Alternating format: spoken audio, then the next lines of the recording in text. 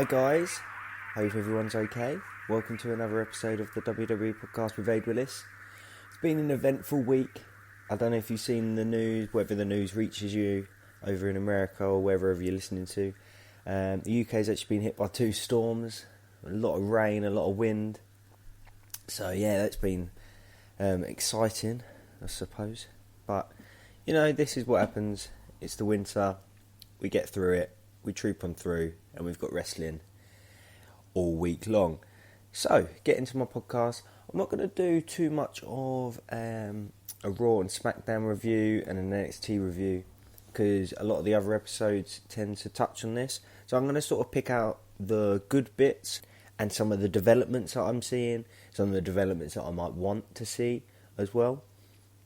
So anyway, let's start with Raw. We're going to kick it off with Becky Lynch. She had another good match with Asuka. As I said before, she always has a good match. Asuka's very good in the ring, but I've seen it so many different times. It's the same with the Roman Reigns and Baron Corbin. We have seen it now. Now, of course, you could add in different stipulations or stuff like that, but ultimately we have seen it, so it needs to sort of go away a little bit, and then it could come back, because Asuka is a mainstay title picture for me. She's a mainstay in the women's division, so I feel like they could still build her character, keep her in the top level category, if you like, but without her fighting Becky. Even if Becky lost the title to someone else, which I'm going to touch on in a minute. I think having Asuka away from the title picture, or what I'm really getting at is away from Becky. I think it will do both characters the world of good, and also the title a world of good, just for the moment. And then obviously we've seen Shayna Baszler come out and attack Becky in what was quite a horrific attack, if I can say that. There was a lot of blood. It was a lot of gore, which you don't always get in the women's division, just because maybe they don't want to do that sort of stuff, or they just haven't been booked that well.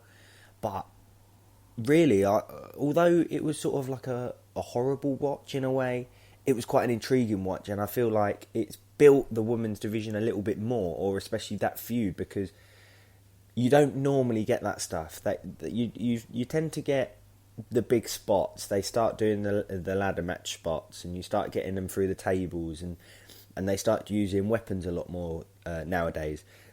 But the whole blood aspect of things, you don't always get it, and you never really have had that much.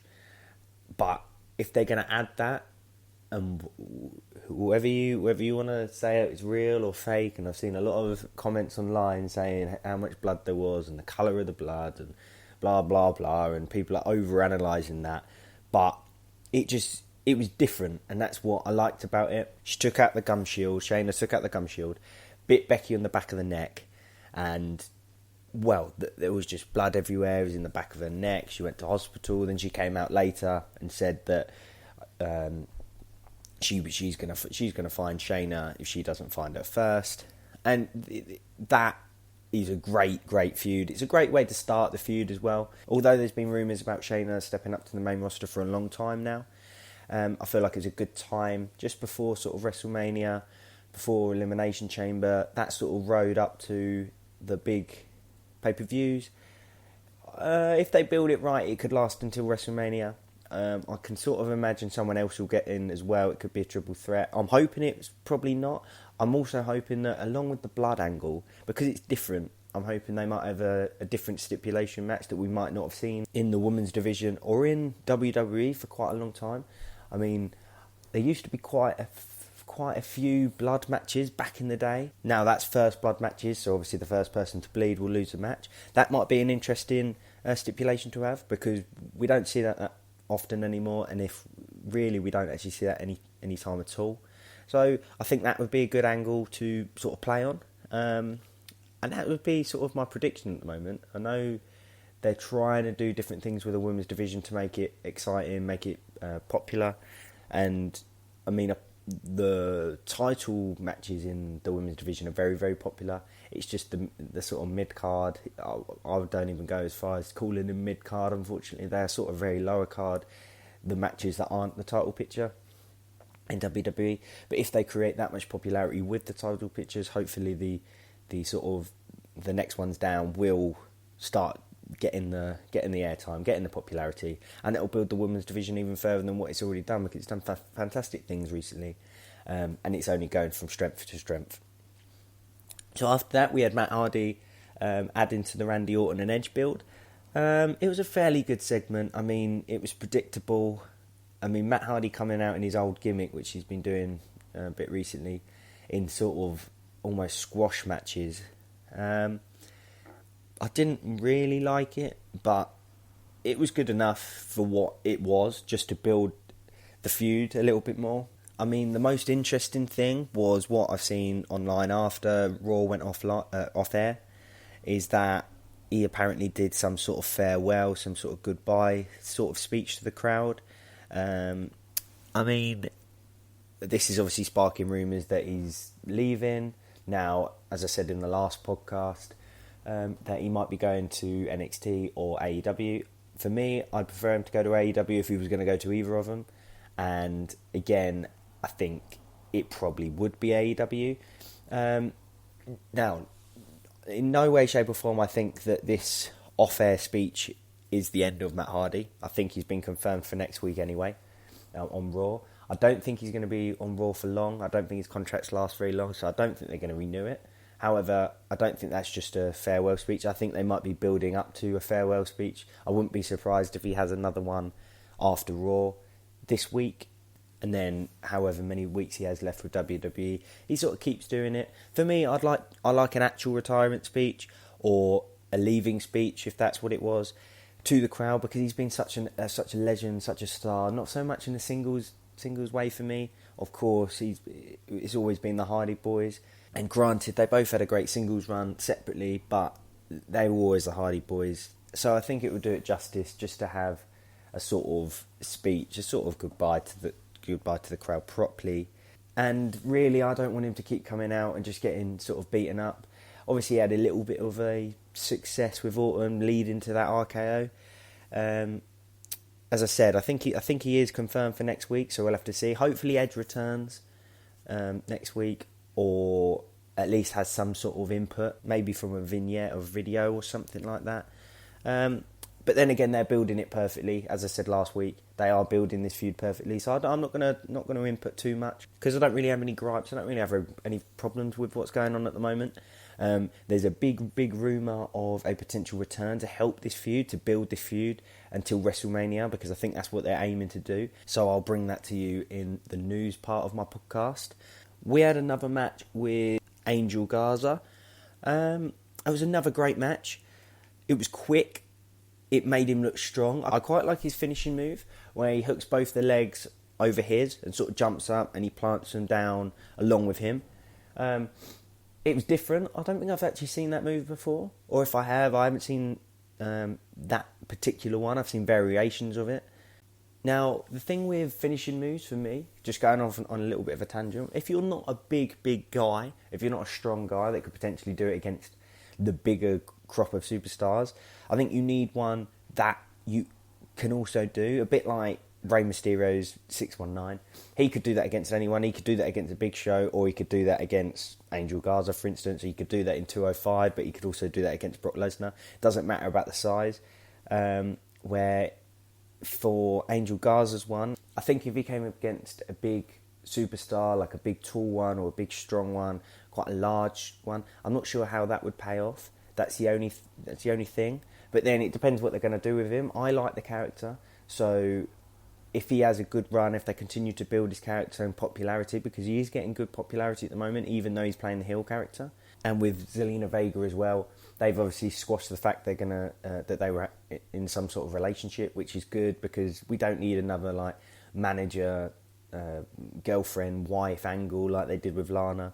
I like the fact it's purely business, as we've all said before with the Andrade thing, but I think Garza's better than Andrade. But anyway, going back to the match, I thought it was strong. It made him look good. I think the push was obviously aimed at Gaza regardless. I felt a little bit sorry for Cedric Alexander because he is the longest reigning cruiserweight champion, I believe, and correct me if I'm wrong, but to have him squashed like that quite quick, I know it's not 205, I know it's not the cruiserweight division, but they're quite similar statures, so obviously if he was against a bigger superstar, then you could argue, oh, he's 205, he's a cruiserweight build, of course it's going to be like sort of a squash match, but it wasn't like that, so to have him lose quite quickly, I thought it was a little bit undermining to his character, but it doesn't matter. I'm sort of clutching at straws trying to pick holes in this one, but I'm excited to see how they build his character and, due to his popularity, to see what sort of push he gets. As I said before, to see what happens when Andrade does come back. We obviously had a Seth Rollins segment with Samoa Joe and the Kevin Owens. I don't really think there's anything too much I need to say on this one. As I said, there's a Raw review episode to get the ins and outs and the more detail on these segments. But I really want to talk about sort of the developments that I see. So I'm going to touch on the Drew McIntyre and MVP segment, going out on the VIP lounge. It was good. It was funny. I actually really like McIntyre on the mic. I never used to, but I think him being a face definitely helps his character. I think he seems very natural. Along with MVP, he's a natural on the mic. He's an absolute legend. His charisma, his personality, it's infectious. And I think anyone that sort of goes with MVP in the ring will sort of like thrive off that. So that was obviously helpful to Drew. WWE are continuing to let Drew bring out his natural character, his natural personality, which for me it's 100% working, and it's actually reminds me a little bit of Seth Rollins. Now, not in terms of the actual character, but if they continue to build Drew McIntyre as a face and get his personality out there, his natural personality. Now, he was good as a heel. He looks like a natural heel, the same way Seth Rollins, he's a better heel than he was face. Now, although Drew McIntyre is fantastic at the moment, I think they will have a superstar similar to Seth Rollins in the fact that they can flip from heel to face and back again whenever is needed, which is important for the future, instead of seeing champions drop off, because he is rumoured to win the championship.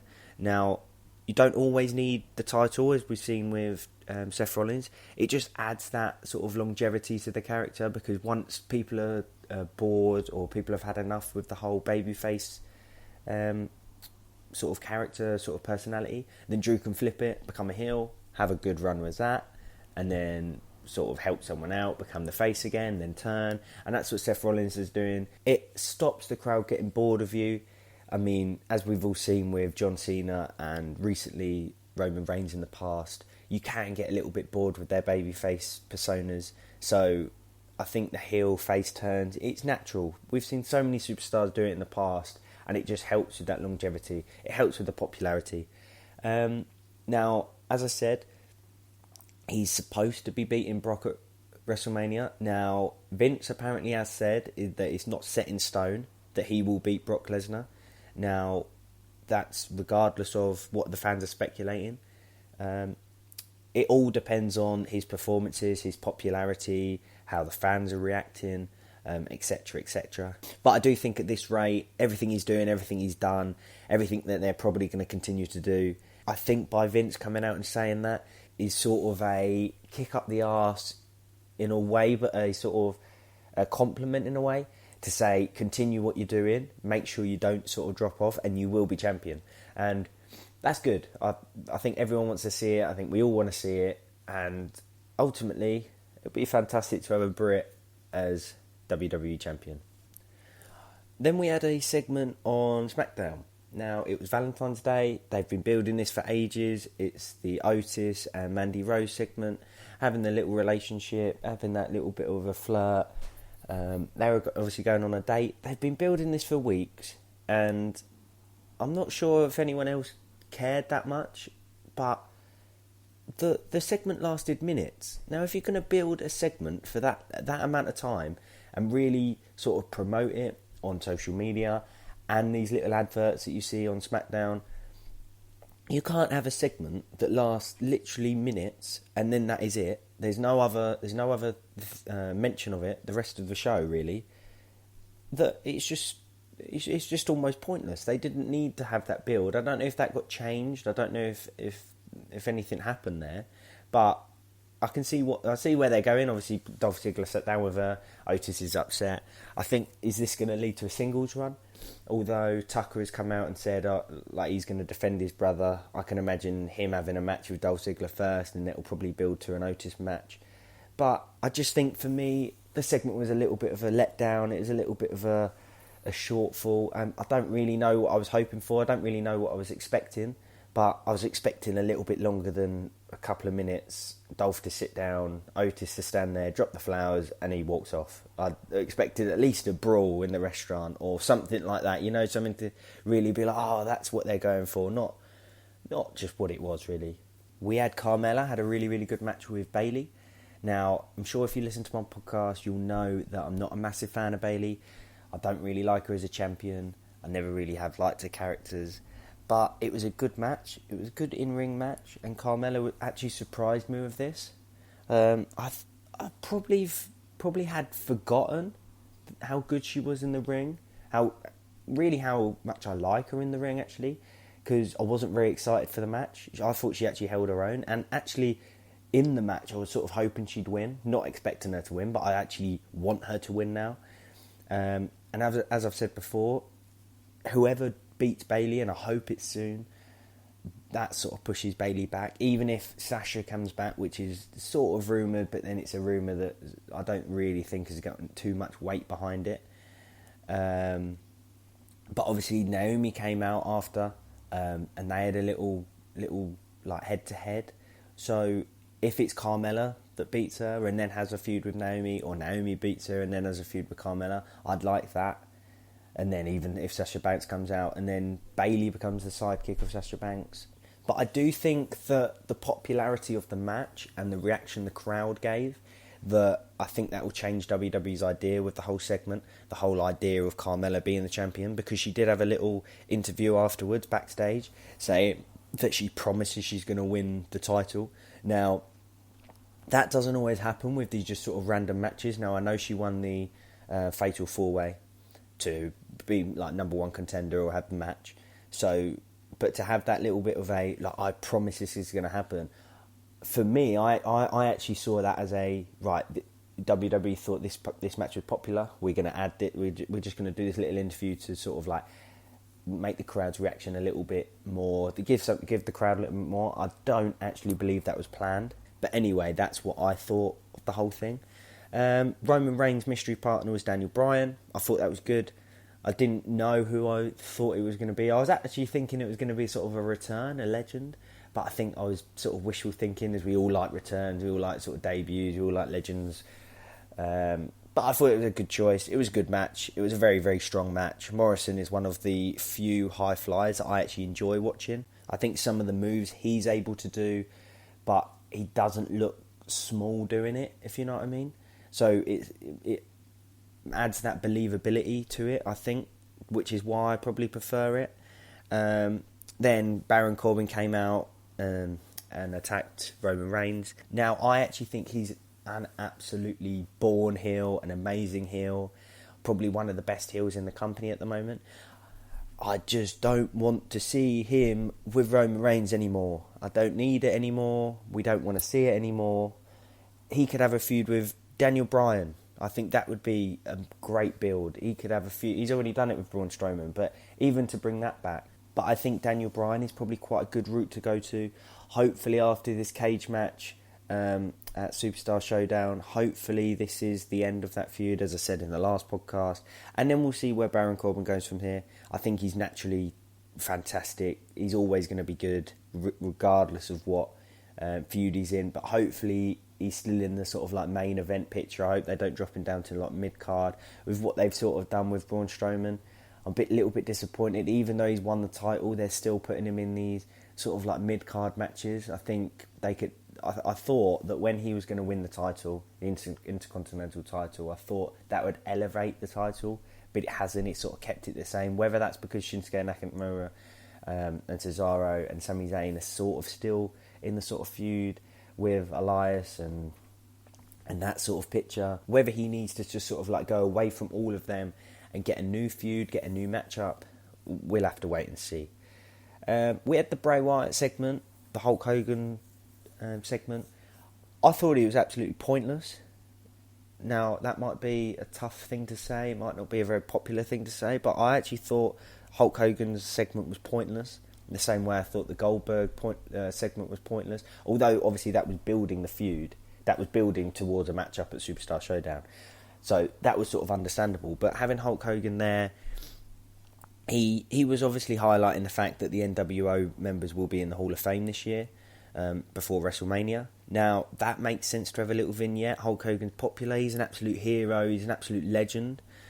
But I don't think he really got the Bray Wyatt thing. Bray Wyatt segment was good. I love Bray Wyatt. I love his Firefly Funhouse. The whole Firefly Funhouse coming out as sort of like the NWO theme, sort of taking the mick out of that. I thought that was good.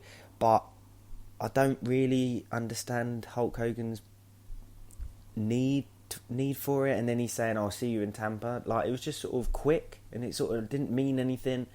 But anyway, I don't know if that's a general sort of opinion across the board about that. But anyway, I hope he continues to have these vignettes. I hope he actually turns up a little bit more. I'd like to see the Firefly Funhouse Bray Wyatt even turn up in the ring. He doesn't always need to have a match, but I hope he does sort of has more videos, because sometimes he doesn't even turn up on Smackdown. And as we've seen before, when Brock Lesnar wasn't even part of Raw for such a long time when he was champion, people sort of got annoyed at that. And with the Firefly Funhouse, most of it is pre-recorded. So even to have him just turn up with a little video, a little new Firefly Funhouse news or something like that, it just keeps him there. It keeps him sort of like in the picture. It keeps his popularity. Now, that's it for my developments. That's sort of my opinions, what I want to see on Raw and SmackDown. Now, of course, as promised, every single week I'm going to be bringing you the up-to-date news, some of the rumours, some of the speculation, some of the announcement from WWE and other people across the wrestling world. So, here we go.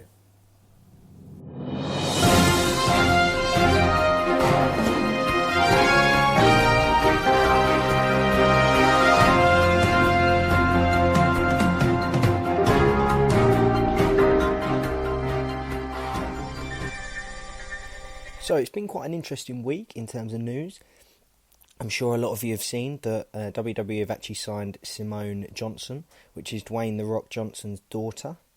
I've done little bit of digging, a little bit of research about her to find out a little bit of who she is, what she is, everything like that. She's 18 now. She's actually got a modelling contract, where she signed to some modelling agency. So I'm sure she's going to look the part if she does eventually get into WWE. Now, obviously, the family route, she's, I believe, the 4th generation. I'm sure she's going to have an abundance of charisma just by growing up with Dwayne as her dad. And just her personality from, obviously, her dad anyway. Now, there's obviously immediate support and guidance from one of the very best in winning over the crowd, even if it's not in ring. And ultimately, that is probably the hardest part of the game nowadays, I would say. Like, we get a lot of in-ring performance that are good, in-ring stars, but they just don't have that link with the crowd and the people at home, which is quite hard to do. So I think it'll be interesting to see how she plays out, and I'm glad they're not going to rush her in. They'll probably take her time, and then maybe you'll see her in NXT and everything like that. I did read that normally when you're signed, it would be your first time in the Performance Centre in Orlando, but she's actually been part-time from around June 2018, I believe. So that obviously gives her like a head start. And I imagine just growing up around wrestling, her family's a big wrestling family. That obviously has a big influence on her anyway. And I read something to do with that she's recently just started college or been enrolled in college. I don't know, I'm not sure how it works in America, but apparently she will still be able to continue the college, a bit like Xavier Woods and Humberto Carrillo have been able to do, even though you're signed to WWE. And one thing, I saw Becky Lynch congratulate her and everything like that, and I saw her actually say that she shouldn't be using the people's elbow because it's her dad's move and she should sort of be her own character, which I sort of agree with. But if you look at Natalia using the sharpshooter, Charlotte Flair uses the figure 8 instead of the figure 4. It's just a version of it. It's pretty much the same. And it's very ironic how Becky beat Asuka, as I've said it earlier in the podcast, with the rock bottom, or what to me looked identical to the rock bottom. Now, surely you can't take the Rock's move and then tell his daughter that you're not allowed to use his other move, even if it's a variation. You don't have to call it people's elbow. She could have had her own little twist on it. So I think that's a little bit of a unneeded dig, if you want, from Becky. There's been reports on the Revival having reportedly turned down towards $1 million a year contract because of their lack of creative control with WWE. Now, Triple H apparently is a really, really big admirer of the tag team, so I think dropping down to NXT, and if Triple H really wants them, then giving that creativity in NXT would be probably the best bet if they want to keep them. But it does look like the Revival have asked for the release of their contracts, and again, of course, if we see with anyone that has a little bit of an argument with WWE about their contracts, it's reported that they are going towards AEW, which it would make sense. I think they get as much creativity as they wanted over there. So again, with the Matt Hardy rumour, I think that's got quite a bit of weight to it. I think it's probably likely that will happen from the amount of reports that's happening. A big return that's meant to be happening, or well, hopefully it happens. Actually, it's Christian. It's rumoured to return to help the Orton and Edge feud last the amount of time till Mania, as I said in the earlier in the pod about Matt Hardy. That's why he was introduced, just to add that little bit of longevity to the feud. Now, although the feud is working so far, it's still 2 months till Mania, so it's still quite a long time for just the Edge and Orton to play around. I know Edge isn't always on screen, but having Christian back, whether he could have a match or just simply do the promo work, or you could have just Edge doing a promo, and then you could have next week Orton just doing a promo, and then even Christian just doing a promo.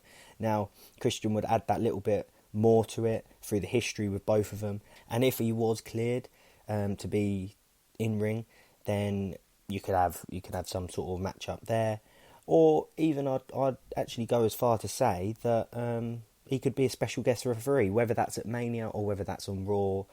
That's something I'd like to see. I mean, Christian's a legend, the same as MVP. He's fantastic on the mic. He definitely built the feud. Edge and Christian have already got this podcast going on, so it makes sense to have him added in some sort of capacity, especially as the fact they were obviously a tag team before. Now, a quick injury update. Now, obviously, Cain Velasquez got injured before, as we know, and he was supposed to be featuring in the Royal Rumble. It was actually a late pull from the Rumble due to, I believe, WWE not seeing that he's ready yet. He's meant to still be in training, so he's still under contract with WWE. And the rumours are, or the announcement is, that they're keeping an eye on him and watching him to see his development in the developmental centre, to make sure that he is ready, because really his first match with Brock wasn't really that good, although there's a nice build to it, there's a nice feel to it, just because of the rivalry. It wasn't that good. And another star that's meant to be training with WWE from UFC is Tito Ortiz. Now, apparently he's very good. They've been impressed with him, but then again, they were impressed with Kane when he first signed. So we'll have to see how that one plays out, whether he really does feature or whether it's just training. Who knows? WWE do tend to get a lot of people just training with them, and then sort of whether WWE sort of decide to let them go or they walk away because it's not for them. Yeah, we'll have to see how that one plays out. One thing that is slightly annoying for me, anyway, the Elimination Chamber match has been announced. It's Roman Reigns versus Braun Strowman versus Daniel Bryan versus Shinsuke Nakamura versus Bobby Roode versus Baron Corbin. Now, It isn't actually said to be for the Fiend's title. However, this is what everyone is stating, that it will be for the Fiend's title, which sort of takes the excitement out of the Fiend versus Goldberg, because as we've all seen before, WWE have announced, whether it's on purpose or by accident, they tend to announce matches before the first match has taken place, if that makes sense. So, for instance, the Fiend versus Goldberg is for the Universal title, and then they go and throw in an Elimination Chamber match for the Universal title, for the Fiend's Universal title match, before this match is even taken. So it's a little bit of a pain, but it will be a good match. Now, it's actually what I wanted. If you listen to some of my other podcasts, that I've mentioned that this is the way I want to get Roman into the match at Mania for the Universal title. Now, I hope they build this Elimination Chamber match so it's not too predictable, because ultimately the Roman Reigns against Bray Wyatt is so highly rumoured and expected that it will feel a little bit expected. And the other thing, I don't really want Bobby Roode in there. I don't think he's really quite a credible opponent at the moment. I would have said a few months ago, yes, but not right now. I'd like to probably see Elias become part of it, especially with his popularity. The reaction the crowd gives him, he's one of the only persons really with a full-on taglines that the crowd really gets behind, sort of repeats, sort of sings with him. Like The Miz has one when he opens Miz TV. That type of thing is so old school with the promotion type of things, where the crowd pops for the superstar.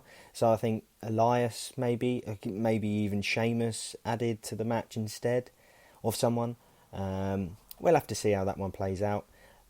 Some of the other matches that have been rumoured and speculated for WrestleMania is a big one, Undertaker versus AJ Styles. Now, the reason behind this is that they want to try and create a Undertaker versus Shawn Michaels type-esque match, which was at WrestleMania 25.